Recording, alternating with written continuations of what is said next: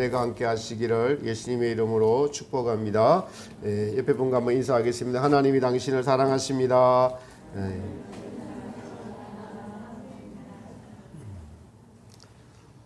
벌써 어제 오늘 온도가 30도 넘어가는 무더위가 찾아왔습니다. 원래는 역대급으로 무더위가 찾아올 것이라고 합니다.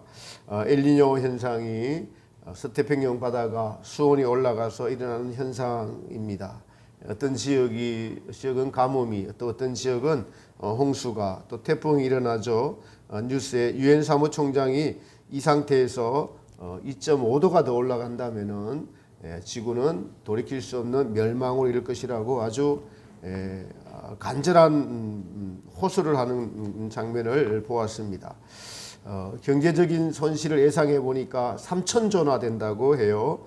저는 이러한 자연재앙의 현상을 보면서 하나님의 심판의 날이 다가오고 있음에도 불구하고 이 환경을 바라보는 나의 믿음은 어떠한가?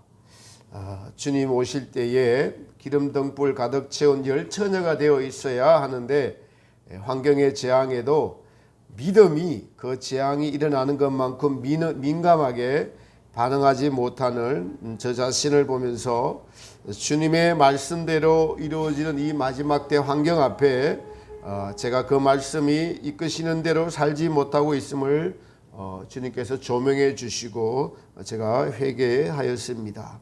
오늘 우리에게 주시는 나의 안에 거하라 라는 주님의 말씀을 듣고 깨어나시는 저와 여러분 되시기를 주님의 이름으로 축복합니다.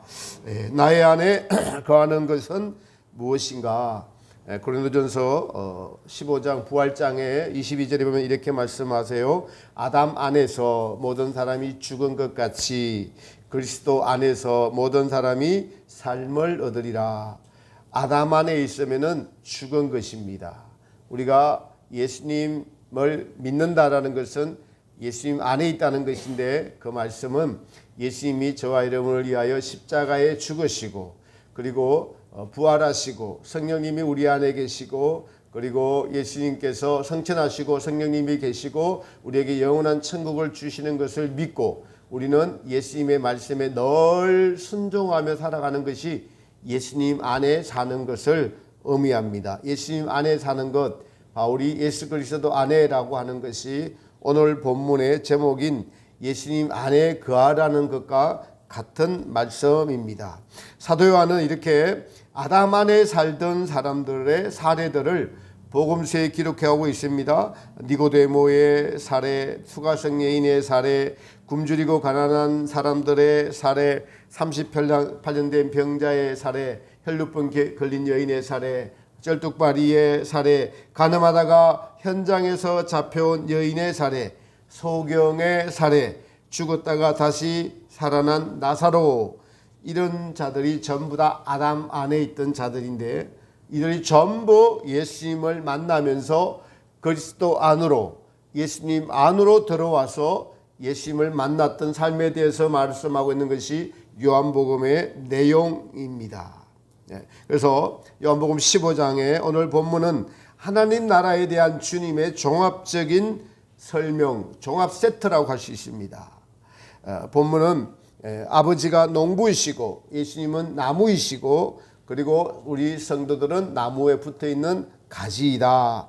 그리고 그 가지는 당연히 나무에 붙어 있어야만 열매를 맺는데 열매를 많이 아름답게 맺기 위해서는 그 가지를 우리 예수님께서 친히 깨끗하게 해 주시는 것을 알 수가 있습니다.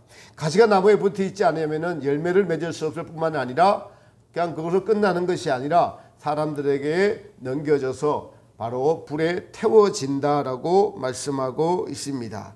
주님은 나의 안에 거하라고 하시면서 나무와 가지의 관계를 예를 들면서 말씀하고 계셔요. 그래서 오늘은 나의 안에 거하는 것이 무엇인지 또 얼마나 중요한지를 살펴보면서 같이 은혜를 나누고자 합니다. 나의 안에 거한다라는 것은 가지와 나무와의 관계를 통해서 절대로 뗄래야 뗄 수 없는 관계임을 알았습니다. 좀 더 구체적으로 나의 안에 거한다는 것을 알아보도록 하면은 첫 번째로 나의 안에 거하는 것은 성도의 삶에 주님의 말씀이 살아있음을 의미합니다. 주님의 말씀이 살아있음을 의미합니다. 여러분, 애들이 처음 학교 갈 때 엄마가 당부를 하죠. 아무나 따라가면 돼, 안 돼? 안 되죠. 아무나 따라가면 유괴당합니다. 차는 항상 조심해야 한다. 친구들과는 사이좋게 지내야 돼. 이란 말을 반복해서 합니다. 반복해서. 처음에는 따라다니다가 나중에 혼자 가면 반복해서 합니다. 그 말이 그 아이의 마음에 남아있어서 누가 가져다 준다고 해도 따라가지 않고 횡단보도 건널 때에도 조심하게 되죠. 이처럼 아이들이 어머니의 말이 그 가슴에 마음에 남아 있습니다. 이것이 어머니가 그 아이 안에 거하는 것입니다. 그 아이 안에 어머니가 거하는 거예요. 성도들이 예수님 안에 거한다라는 것은 예수님의 말씀이 우리 안에 항상 있어서 삶의 지표가 되는 것을 의미합니다. 초등학교 저학년의 아이에게는 어머니는 절대적인 존재죠. 그 말은 무조건 믿어야 하는 말입니다. 그냥 믿습니다. 엄마의 말이 아이에게 교훈이 되고 삶의 지침서가 되듯이 히브리서 4장 12절에 보면 그래서 하나님의 말씀이 죽었습니까? 살았습니까? 살았고라는 것은 영향력을 끼친다는 말씀이에요. 성도들은 초등학생이 엄마를 절대적으로 믿듯이 예수님과 그 말씀을 절대적으로 신뢰하면 되는데, 신뢰하면 그 말씀이 살아서 그 말씀대로 살아가는데 그 말씀을 신뢰하지 않으니까 문제가 생깁니다. 여러분의 삶에 늘 말씀이 여러분을 항상 지금 인도해 가고 계시나요? 여러분의 심령에 말씀이 살아 계신가요? 여러분 자신을 한번 되돌아보세요. 여러분의 심령에 어떤 말씀이든 상황에 따라서 말씀이 계속 살아있으면 여러분은 오늘 본문의 말씀이 내 안에 거하는 삶을 살고 계시는 것입니다. 근데 그 말씀이 없다면 내 기준으로, 세상 기준으로, 사람들 기준으로 살아간다면 여러분 예수님 안에 거하는 것이 아닙니다. 우리가 예수님을 믿었다는 것은 성령님이 우리 안에 계십니다. 성령님은 성도님의 심령에다가 지속적으로 계속적으로 말씀하고 계세요. 그 사람의 신앙에 맞게 말씀하십니다. 지금 그렇게 살면 안 되지. 출애굽한 이스라엘 백성들에게 하나님은 모세를 통해서 처음에는 안식일 지키는 것을 명했습니다. 그 다음에 시내산에서 율법을 주셔서 율법을 지키도록 하셨죠. 이것은 말씀이 우리를 삶을 이끌어 가시는데 처음부터 지키지 못할 말씀을 주시지는 않습니다. 말씀이 우리를 인도해 가십니다. 항상 기뻐하라, 쉬지 말고 기도하라, 기도하라. 이 말씀이 우리 안에 있을 때 교회에 와서 기도하고 식사 기도하다가도 잊었어. 식사를 할 때 기도를 안 하면은. 그러면 기도하라고 하셨지 하는 말씀이 떠올라서 주님께 기도합니다. 전철 탈 때도 그냥 핸드폰 보지 않고 말씀을 보거나 기도하거나 누구 중보 기도를 하거나 할 수 있게 됩니다. 자기 전에 기도하고 이럴 때 그 말씀이 그 안에 거하고 있는 것입니다. 성도님들의 환경과 상황이 다 다르지만은 한 가지 같은 것은 주님은 성령님을 통해서 그 상황에 맞는 말씀이 우리에게 주시면서 사실은 성경에 그 상황들이 다 나와 있습니다. 왜냐하면 성경에 수많은 환경이 설정되어 있고 수많은 인물들이 나오고 우리와 똑같은 상황들이 성경에 나와 있기 때문에 주님의 말씀은 어떤 상황에서도 우리에게 여러분 길을 제시하시고 우리가 주님 안에 거하라는 말씀을 하십니다. 그런데 우리가 그 말씀을 주어졌을 때 여러분 아이가 횡단보도 건너갈 때 손 들고 좌우를 살피려고 건너가라고 교육받았는데 친구들 보니까 손도 안 들고 빨간불일 때 막 뛰어가는 친구들 보면은 엄마에게 받은 교육이 잊어집니다. 세상에 묻혀서 살아가면은 세상 사람들도 그러던데 누구도 그러던데라고 세상 사람들과 대화를 나누면은 거리로 지나가면서 주님을 잊어버립니다. 주님 안에서 떠나버립니다. 그래서 영적인 교훈의 성경 말씀을 옆에 두는 것과 여러분의 만나는 사람들 중에서 영적인 사람을 만나고 교제하는 것이 매우 매우 중요합니다. 그 사람들을 전도할 수가 없으면 만나지 마십시오. 만나면은 여러분 실족합니다. 예수님 안에서 떠나게 됩니다. 그래서 할 수만 있으면 나보다 영적인 사람을 만나려고 애쓰고 기도하고 그 사람들과 대화하고 전화하고 자주 만나야 됩니다. 자주 통화해야 됩니다. 성도들이 세상을 살면서 주님 안에 거하는 것은 사실은 그 말씀에 순종하는 것입니다. 이웃을 사랑하라, 세속에 물들지 마라, 너 자신을 낮추라, 너에게 말씀하시는 주님을 주목하라 등등으로 우리에게 계속적으로 말씀하고 계십니다. 이 말씀이 우리를 인도해 가고 있지 못하다면, 성도님의 심령에 그 말씀이 없다면 그것은 나무에 붙어 있지 않는 가시가 되는 것입니다. 그러므로 성도들의 신앙생활의 성공과 실패 여부는 그 말씀이 늘 그 마음에 살아있는가, 그렇지 않은가, 또 그 말씀이 살아있어 계속 살아있다는 것은 순종할 때 살아있습니다. 순종하지 않으면 그 말씀이 살아있지 못합니다. 자, 여러분 이 사실은 너무 중요합니다. 주님은 오늘 제자들에게 3년 동안의 제자의 훈련을 마치면서 사실은 결론적인 말씀을 하고 계시는 거예요. 이제 나의 말이 너희 안에, 나는 너희를 떠나, 이제 앞으로는 나의 말이 너희 안에 살아있어서 너희를 인도해 갈 것이다. 그러므로 성도들은 어떤 상황 속에서도 하나님의 말씀이 우리를 인도해 가고 있는지 자신을 살펴보아야 합니다. 말씀이 우리 안에 살아있다, 순종한다라는 것은 바로 열매를 맺게 됩니다. 순종하는 즉시 열매를 맺게 되죠. 우리로 열매를 맺히게 되는데 그 열매는 하나님이 기뻐하시는 열매지요. 오늘 본문에도 우리가 열매를 맺으면 하나님이 영광 받으시리라 라고 말씀하고 계십니다. 여러분, 하나님께서 천지를 창조하시고 하나님의 형상을 닮은 인간을 창조하시면 인간으로 하여금 하나님을 알고 하나님께 감사하며 인간의 말 한마디 행동 하나, 순종하는 말 한마디 행동 하나, 이런 모든 것들이 창조주의 수고, 하나님이 원하시는 것이었어요. 그래서 아담의 타락하기 전에 모든 말 한마디 행동 하나, 생각 하나, 이것이 하나님과 예수님과 성령님을, 삼위일체 하나님을 얼마나 기쁘게 한지 몰랐습니다. 하나님의 열매였기 때문에 그렇습니다. 하나님이 엄청 기뻐했습니다. 그 말 한마디, 행위 하나하나에 하나님이 만드신 것에 대한 보상을 하나님이 받으시는 거예요. 창조의 목적이 이루어졌습니다. 이처럼 우리가 하나님의 말씀에 순종할 때 하나님을 향한 성령님의 열매를 맺게 되고 그 열매는 하나님을 기쁘시게 합니다.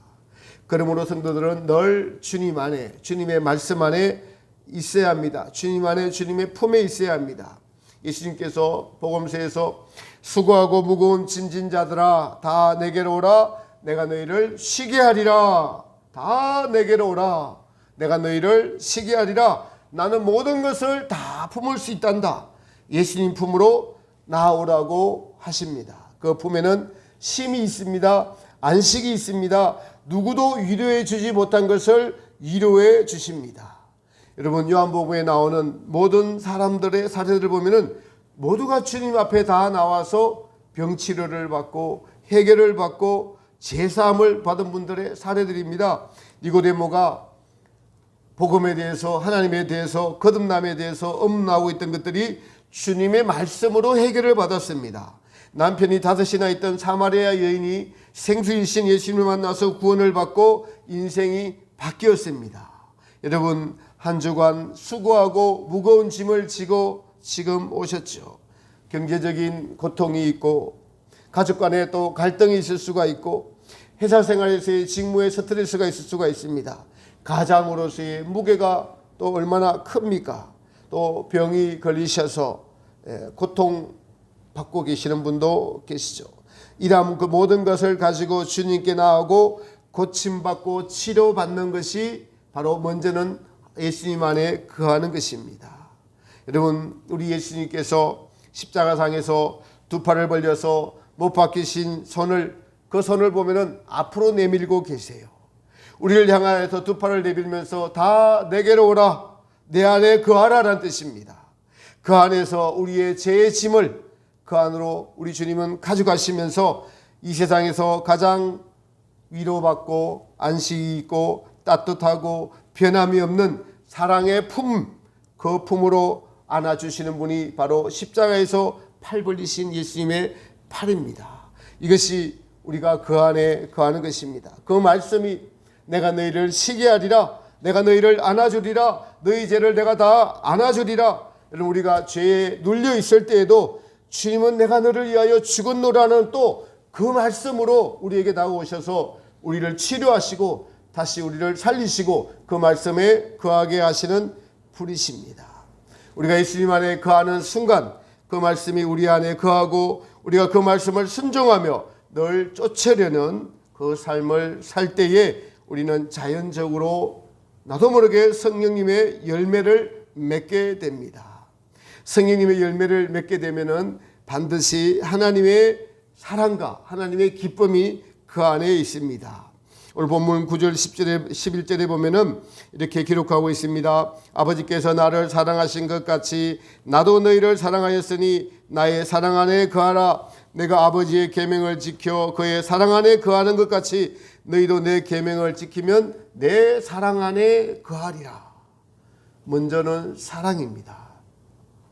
예수님께서도 아버지의 계명을 지켜서 그의 사랑 안에 거했다라고 말씀하고 계시죠. 그런데 우리가 예수님의 계명을 지키면은 열매를 맺을 뿐만 아니라 무엇을 느낀다고요? 예수님의 사랑을 반드시 느낀다는 것입니다. 예수님 안에 거한다는 것은 예수님의 사랑 안에 거한다는 것입니다. 아이가 엄마가 아이를 사랑하니까 말씀이 절대로 다치지 않게 보호하려고 양육하려고 수도 없이 계속 반복적으로 차 조심해라, 횡단보도 조심해, 모르는 사람 따라가면 안 돼.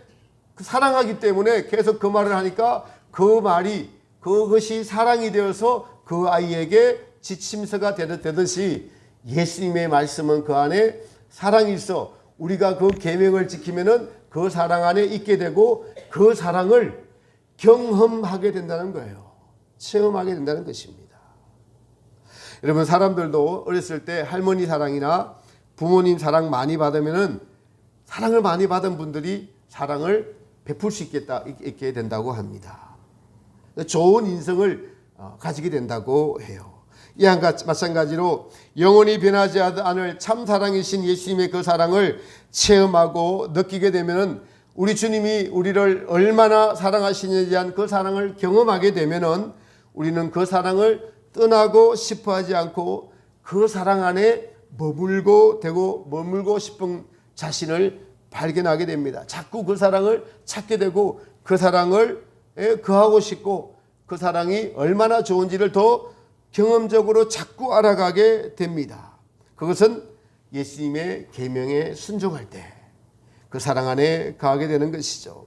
그래서 말씀에 순종하면 열매를 맺게 되고 하나님께서 우리와 하신다는 그 증거, 저는 이 말씀을 준비하면서 나의 안에 거하라 라는 찬양이 떠올라서 사실은 어제 온종일 말씀을 준비하면서 이 찬양을 들었습니다. 주님은 주님 안에 거하라고 하십니다. 거하란다는 것은 말씀이 항상 우리를 인도하고 있는 것을 말합니다. 내 안에 성령님께서 그 말씀을 다시 빛을 비춰주셔서 우리 안에 조명을 시켜주십니다. 예수님 안에 거하면은 또 우리에게 주님의 주시는 평화, 안정성이 있습니다. 예수님 안에 있는 것보다 더 여러분 안전한 것은 없습니다. 구약의 요나는 하나님이 니네로 가서 회개하라고 외치라는 그 명령을 거역하고 다시스로 도망가다가 바다의 풍랑이 요나로 말미암아 배가 이제 막 바다에 빠지게 되었습니다. 그래서 그는 바다에 던져지게 되었죠. 물고기가 그를 삼켜서 3일 동안 물고기 뱃속에 있다가 다시 육지로 물고기가 뱉어나고 난 이후에 그는 니느웨로 가서 다시 회개하라고 외치게 되었습니다. 하나님이 함께 계시면 물고기 뱃속에서도 요나에게 말씀하셔서 요나가 물고기 뱃속에서 회개합니다. 그러니 여러분, 우리가 예수님 안에 거하면 그보다 더 안전한 곳이 없습니다. 여러분, 무엇 때문에 두렵고 무엇 때문에 불안전하며 무엇 때문에 잠이 오지 않습니까? 병 때문에 그렇습니까? 경제적인 고통 때문에 그렇습니까? 무엇 때문에 그렇습니까? 여러분 안에 예수님의 말씀이 없고 여러분이 예수님 안에 거하지 못하기 때문에 두렵고 외롭고 그러한 것입니다. 그 예수님을 찾고 예수님 안에 거하면은, 여러분 말씀이 그 안에 거하면은 반드시 예수님은 우리에게 단잠을 주시고 예수님 안에 거하는 그 기쁨과 그 사랑을 경험하게 될 때, 내가 안전하니, 여러분 갓난 아이가 누구 품에서 제일 편안한 잠을 잘 수 있습니까? 엄마 품에서요. 엄마 품에서. 우리가 예수님이 살아계시고 우리를 사랑하시고 예수님이 우리에게 함께 하신다는 그 예수님이 살아계심을 느낄 때 우리는 예수님의 품에 안겨서 편안하게 잠을 자며 모든 염려, 걱정, 근심 다 내려놓고 주님 앞에 안에서 안식할 수 있을 것입니다. 예수님 안에 거하는 것보다도 여러분 거하는 것만큼 더 세상에 안전한 곳이 없습니다. 안전한 곳이 없습니다. 그 거할 때에 우리가 무엇을 느낍니까? 무엇을 느낍니까? 사랑을 느낍니다. 예수님의 보호하심을 느낍니다. 나를 양육하고 계시다는 것을 느낍니다. 내가 자라가고 있음을 느껴지게 됩니다. 말씀이 이루어지고 내가 말씀에 순종함에 하나님의 기쁨이 우리에게 전달되어져 옵니다.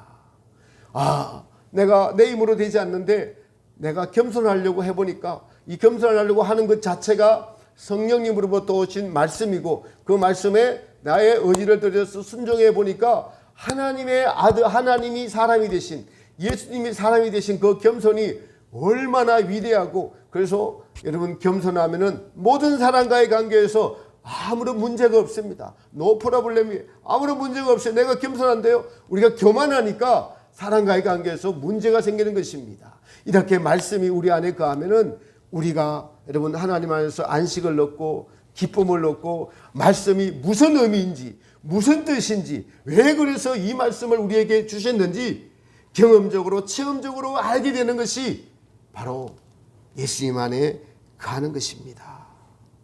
여러분, 그래서 우리는 주님 안에 거해야 되고 주님이 내미는 손을 붙잡아야 됩니다. 우리를 씻기시는 그 씻기심에 내가 날마다 씻겨지는 경험과 체험을 해야 됩니다. 왜냐하면 우리는, 우리의 본성은 아직도 예수님 바깥에서 만족을 찾습니다. 자기 만족을 찾고 자기 만족을 누려왔던 것이 오랜 세월이었기 때문에 하루아침에 이 모든 것이 다 해결되지가 않습니다. 그래서 우리는 주님 안에 거하고 싶습니다. 똑바로 보고 싶습니다. 주님을 사랑합니다. 주님 앞에 나와서 나의 연약함을 내려놓습니다. 아직도 세상적인 것이 있습니다. 나의 연약함입니다. 주님 어찌합니까? 라고 고백하며 나올 때 주님의 은혜로 보혈의 은총으로 씻겨지고 깨끗하게 될 때 더 깨끗하게 하셔서 더 깨끗하게 하는 이 깨끗함이 주님께 붙어있는 본드가 되는 것입니다.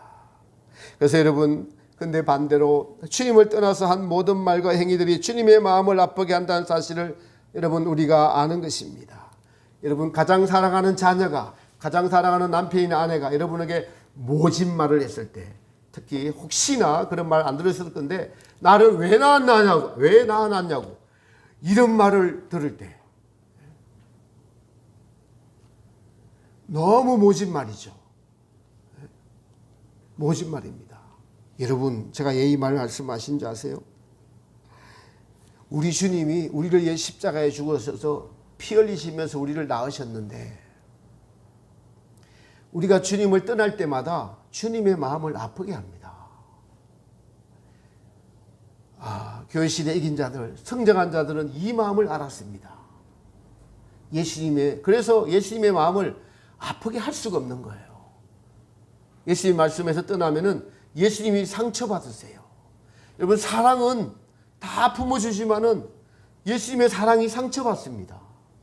예수님을 떠나면은, 예수님 말씀에 순종하지 않으면은, 내가 우리를 그토록 사랑했는데 너를 위해 죽었는데, 그리고 큰 은혜를 주셔서 어떻게 광야를 이끌고 출애굽을 시켜줬는데 무슨 조금 시험이 들어갔고 하나님 없어, 있으면 이럴 수 있어? 난 당신 안 믿어 라고 돌았을 때 예수님은 엄청나게 상처받으세요.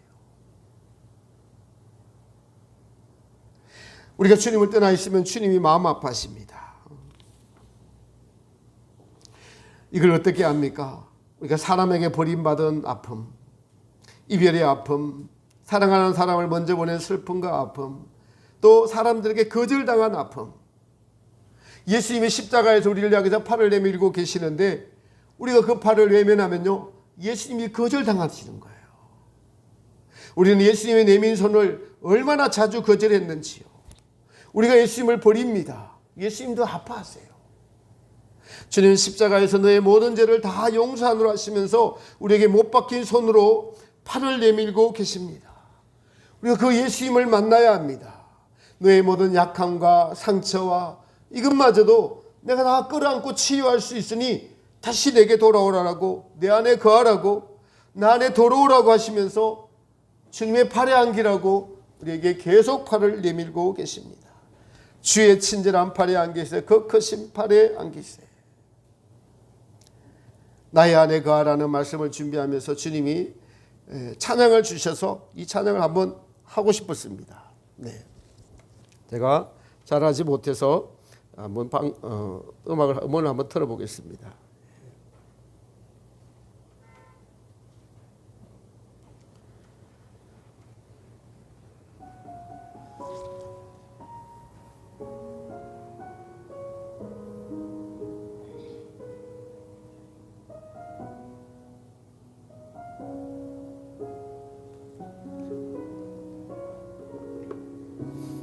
안에 나는 내 하나님이니 혼란 가운데 너를 지키는 자라.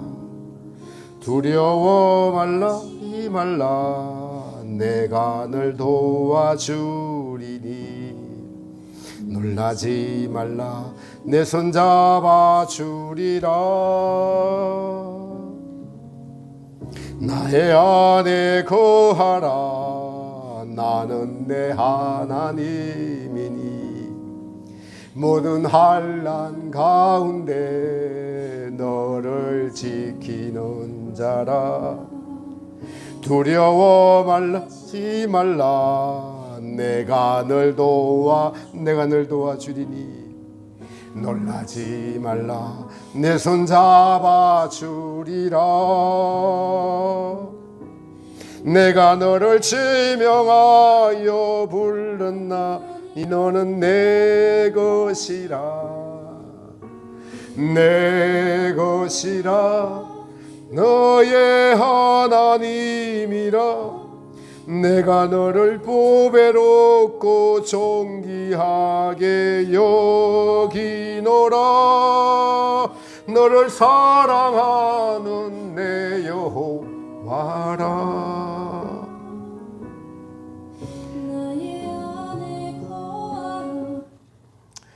이 설교를 준비하면서 한 100번은 불렀던 것 같아요. 제 마음에서 떠나지 않습니다. 나의 안에 거하라. 모든 환난 가운데 나는 내 하나님이니 너를 지켜주시는 자라. 두려워하지 말라. 내가 널 도와주겠다. 놀라지 말라. 내 손 잡아주겠다. 내가 너를 지명하여 불러서 너는 이제 내 것이야. 내가 너를 보배롭고 존귀하게 여겨서 너를 사랑하는 내 사랑 나는 여호와다. 여러분, 우리는 베드로처럼, 성경에 나오는 베드로처럼 실패하여서 주님을 믿고 바라보다가도 환경이 바람이 세게 부니까 파도 때문에 바다에 빠지는 베드로가 될 수 있습니다. 주님을 사랑한다고 고백해 놓고 금방 돌아서서 닭이 우니까 예수님을 부인하는 그런 자가 될 수가 있었습니다. 마귀는 우리로 낭망하게 하고 실패하게 하고 예수님 믿는 믿음에서 떠나게 하고 멀어지게 하는 것, 예수님 안에 거하지 못하게 하는 것이 마귀의 목표입니다. 세상의 즐거움이 우리를 예수님 안에 거하지 못하게 합니다.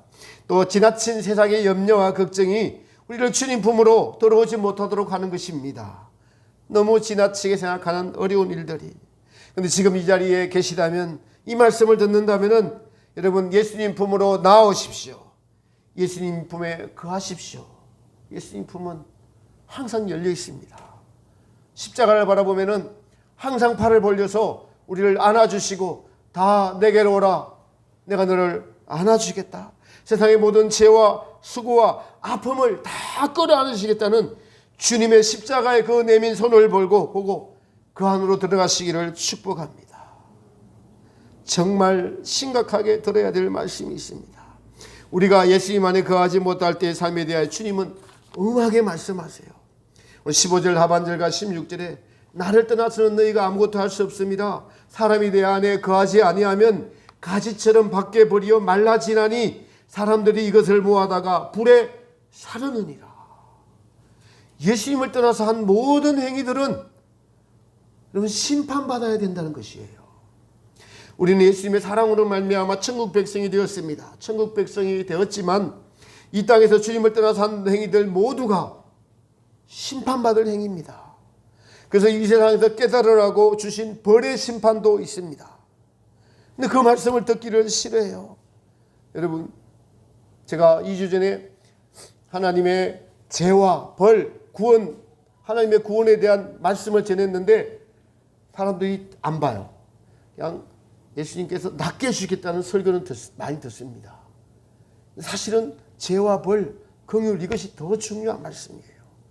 우리가 여러분 보십시오. 예수님 안에 살았던 날이 많은지 예수님 바깥에서 살았던 날이 많은지 말씀이 늘 나를 이끌어가는 삶이 많았는지 말씀이 늘 이끌어가지 못했던 삶이 많았는지 저는 최근에 성령님이 함께 계시면서 뭘 말씀이 이끌어가는 그 삶을 사는 사람들과 친교를 나누면서 그 영향이 얼마나 좋은 영향이 제게 오는지 모릅니다. 예수님 안에 거하는 성령님이 늘 함께하는 사람들의 말에 힘이 있습니다. 말에 능이 있습니다. 왜요? 그 사람 말이 아니라 그 안에 계신 성령님의 말이기 때문에 그렇습니다. 저는 주일마다 선포되는 저의 설교가 하나님의 성령님이 말씀하시는 말씀이 되기를 간절히 원합니다. 여러분이 마음이 열려서 듣기를 원합니다. 오늘 말씀을 듣고 여러분 예수님 안에 거하시기를 축복합니다. 그렇지 않으면 다 심판받습니다. 하나님 말씀은 반드시 땅에 떨어지지 않고 반드시 다 이루어지습니다. 히브리서 9장에 한 번 죽는 것은 사람에게 정하신 것이요 그 외에는 심판이 있으려는 말씀과 고린도후서 5장 10절에 이는 우리가 다 반드시 그리스도의 심판 앞에 드러나 각각 선악간에 선이 무엇입니까? 예수님 안에서 주님의 말씀에 순종하며 사는 것이 선입니다. 악이 무엇일까요? 예수님 바깥에서 한 모든 것들 말씀 바깥에서 한 모든 것들이 악입니다. 선악간에 그 몸으로 따라 행한 것을 심판하려 받으려 함이라. 그러면 우리가 어떻게 행해야 할까요? 우리는 깨어있어야 합니다. 사나 죽으나 주님께 붙어있기를 축복합니다. 그 말씀이 우리를 이끌어가도록 그 말씀이 나를 인도해가는 삶을 살아야만 합니다. 혹 그 말씀대로 순종하지 못한 경우에는 주님이 십자가에 내미신 그 손을 붙잡고 주님 안으로 다시 들어가야 합니다. 그래서 늘 성령님의 열매를 맺고 성령 충만한 삶을 살아야 할 줄 믿습니다. 이 성령 충만한 삶을 맛보고 경험하며 살아가는 분들은 예수님 안에 거하면서 성령님의 충만함으로부터 오는 사랑과 기쁨을 반드시 경험하게 됩니다. 그 기쁨을 알고 경험하면 할수록 주님 품이 얼마나 좋은지 알게 됩니다.